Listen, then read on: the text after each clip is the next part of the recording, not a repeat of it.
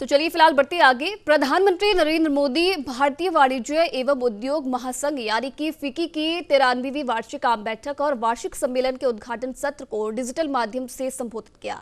ये बैठक 11, 12 और 14 दिसंबर को आयोजित हो रही है। इसका विषय प्रेरित भारत है।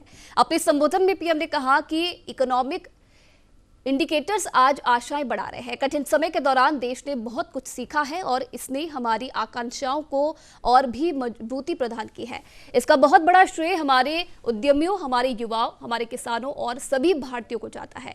इसके साथ ही प्रधानमंत्री ने कहा कि इतने उतार चढ़ाव से देश और दुनिया गुजरी है। कुछ वर्षों बाद जब हम कोरोना काल को याद करेंगे तो शायद यकीन नहीं आएगा, लेकिन अच्छी बात यह रही कि जितनी तेजी से हालात बिगड़े उतनी ही तेजी के साथ सुधर भी रहे हैं।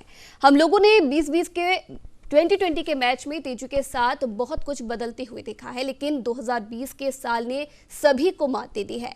किसान आंदोलन के बीच पीएम ने कहा कि एग्रीकल्चर सेक्टर और उससे जुड़े अन्य सेक्टर जैसे एग्रीकल्चर इंफ्रास्ट्रक्चर हो, फूड प्रोसेसिंग हो, स्टोरेज हो, कोल्ड चेन हो, इनके बीच हमने दीवारें देखी है। अब सभी दीवारें और अड़चनें हटाई जा रही है। साथ ही उन्होंने दावा किया है कि इन रिफॉर्म्स के बाद किसानों को नए बाजार मिलेंगे, नए विकल्प मिलेंगे, टेक्नोलॉजी का लाभ भी मिलेगा। देश का कोल्ड स्टोरेज इंफ्रास्ट्रक्चर आधुनिक होगा।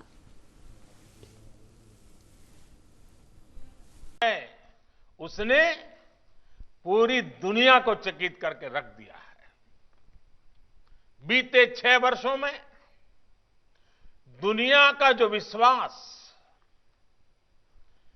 भारत पर बना था, वो बीते महीनों में और मजबूत हुआ है। एफडीआई हो या एफपीआई, विदेशी निवेशकों ने रिकॉर्ड इन्वेस्टमेंट भारत में किया है और निरंतर कर रहे हैं। साथियों, आज देश का प्रत्येक नागरिक आत्मनिर्भर भारत अभियान को सफल बनाने के लिए प्रतिबद्ध है। लोकल के लिए वोकल होकर काम कर रहा है। ये एक जीवंत उदाहरण है कि देश को अपने प्राइवेट सेक्टर के सामर्थ्य पर कितना विश्वास है। भारत का प्राइवेट सेक्टर न सिर्फ हमारी डोमेस्टिक नीड्स को पूरा कर सकता है, लेकिन तो इस खबर पर ज्यादा बातचीत के लिए विजय उपाध्याय हमारे साथ जुड़ रहे हैं, वरिष्ठ पत्रकार है ये। सर, बहुत बहुत स्वागत है आपका न्यूज इंडिया में। Thank you very much. Sir, जिस तरीके से फिक्की की 98वीं बैठक में प्रधानमंत्री संबोधित कर रहे थे और जिस तरीके से इस बार के संबोधन की अगर हम बात करें तो विशेष फोकस कहीं ना कहीं किसानों पर प्रधानमंत्री का रहा है। उनका कहना है कि जिस तरीके से सरकार काम कर रही है, सभी काम जो भी सरकार की तरफ से किए जा रहे हैं वो कहीं ना कहीं किसानों के हित में है। किस तरीके से देखते हैं आप प्रधानमंत्री के आज के इस संबोधन को? देखिए आयुषी जी, हमारे देश में एग्रीकल्चर सेक्टर एक ऐसा सेक्टर रहा जिसको टच करने की हिम्मत सरकारें जल्दी नहीं करती हैं और ये मान लिया जाता है कि खेती में ज्यादा बदलाव मत करिए वरना किसान नाराज हो जाएगा जी। ये रिस्क मोदी सरकार ने उठाया। उन्होंने बड़े रिफॉर्म की कोशिश की है और उसका विरोध भी हो रहा है। हर नए चीज का विरोध करना हमारे देश की परंपरा है। चाहे कंप्यूटर आया या जब भी जो भी नए नए चेंजेस आए हैं, लोगों ने उसका पहले जम के विरोध किया है, बाद में उसकी तारीफ करी है जी। अभी ये कानून आया है, इस कानून में जो बड़ी बातें हैं वो सबके डिस्कशन में है, लेकिन जो सबसे महत्वपूर्ण है कि एग्रीकल्चर सेक्टर में जो प्राइवेट प्लेयर की एंट्री है वो एक तरीके से उसके लिए थोड़ा सा खुला मैदान सरकार ने अपने कानून के जरिए दिया है। दरअसल हमारी जो परंपरागत खेती है उसमें कुछ चीजों के उत्पादन को ही किसान उस पर ध्यान देता है, बाकी चीजों पे ध्यान नहीं देता है।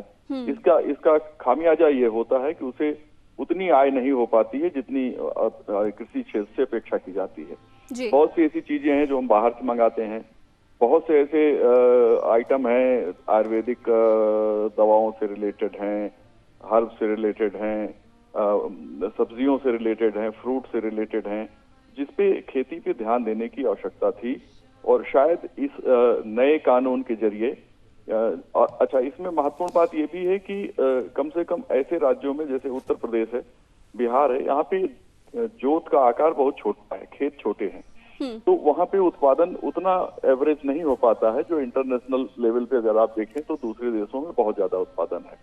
तो दो बातें हैं, एक तो उत्पादन बढ़े, दूसरा किसानों को पर्याप्त आय मिले, तीसरा थोड़ी विविधीकरण हो, यानी कि ढेर सारी अलग अलग किस्मों की चीजें उगाई जाएं। जी। तो इस लिहाज से ये महत्वपूर्ण है। प्रधानमंत्री ने जो बात कही है वो निश्चित तौर पे अहम है, और ये बहुत अच्छी बात है कि आत्मनिर्भर भारत को लेके जो हम लोगों में एक अलग किस्म की सोच आई है। अब आप देखिए, हमारे पास अभी कोल्ड स्टोरेज नहीं है, लेकिन हमारे पास बिजली अब पर्याप्त है। जी। 1,50,000 मेगावाट बिजली तो अनयूज्ड है, हम लोग इस्तेमाल ही नहीं करते हैं। अगर ढेर सारे कोल्ड स्टोरेज बनते हैं तो किसानों को फायदा होगा, मार्केट को भी फायदा होगा, कंज्यूमर को भी फायदा होगा। अगर फूड प्रोसेसिंग यूनिट लगती है तो उससे किसानों को भी लाभ होगा, नए रोजगार भी मिलेंगे, और जो कंज्यूमर है उसको भी अलग चीजें मिलेंगी। तो इस तरह से बहुत से ऐसी चीजें हैं, बहुत से ऐसे सेक्टर हैं जहां ढेर सारा काम करने की जरूरत है। लोगों की अब सोच बदली है। आप देखिए, ऑनलाइन शॉपिंग लोग कर रहे हैं, मॉल में शॉपिंग कर रहे हैं। जी। मॉल में जो लोग खरीदने जाते हैं वो ऐसी देसी चीजें वहां से खरीद के ले आते हैं, खास तौर पे फूड स्टॉल से, जो आमतौर पे बाजार में नहीं मिलती है। अब आप देखिए, मॉल में सत्तू भी बिकता है, गुड़ भी बिकता है, और भी जो मोटे अनाज के से जुड़े हुए आटे हैं और दूसरी आइटम है वो लेके आते हैं वहां से लोग।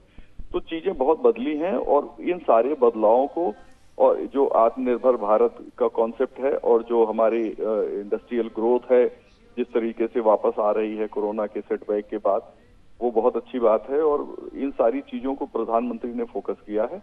किसानों के मसले को निश्चित तौर पे लोगों को समझाने की जरूरत है।